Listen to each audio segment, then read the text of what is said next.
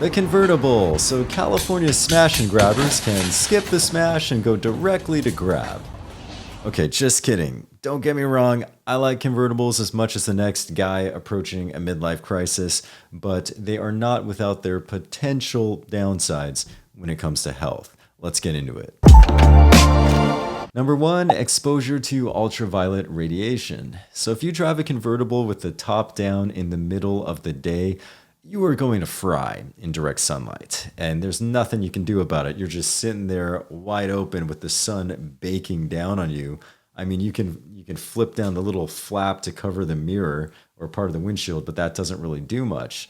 And I found myself to be so uncomfortable in this direct sunlight that I'll actually try to drive right next to semi trucks so that it'll shade me a little bit, at least temporarily, to get some relief from the heat and from the sunlight. And the moral of the story here is you really, really want to make sure you protect your skin. So definitely want to put on a good sunscreen to protect your skin both from the effects of the ultraviolet radiation leading to premature aging of the skin, but also protecting against skin cancer. And you also want to make sure you apply every 2 hours. Reapply sunscreen every 2 hours because you're going to be sweating and you might sweat it off. So I think that's the number one issue for a potential downside when it comes to health of driving a convertible. Now, number two is noise. Driving a convertible, especially at freeway speeds, is noisy.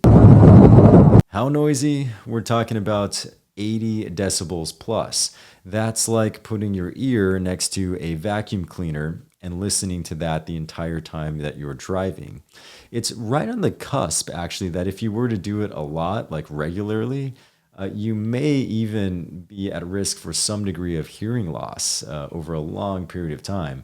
But I think most of us aren't really driving with the top down on the freeway often enough to do that. But the noise that you get from driving a convertible is another downside of them, I think.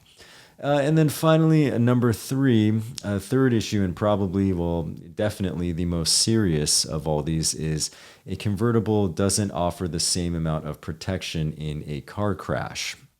Now, the modern ones are definitely okay. I mean, they're a whole lot better than the classic convertibles or classic roadsters, where you're just pretty much driving, a very light car in 2023 when there's 5,000-pound Teslas, lumbering all over the place.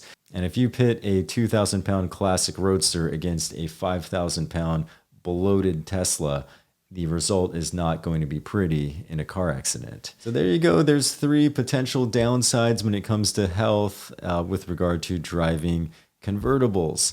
I hope you found this video to be interesting in some way. If you like healthcare related content like this, feel free to hit the subscribe button there or check out another video here. And I'll see you guys next time.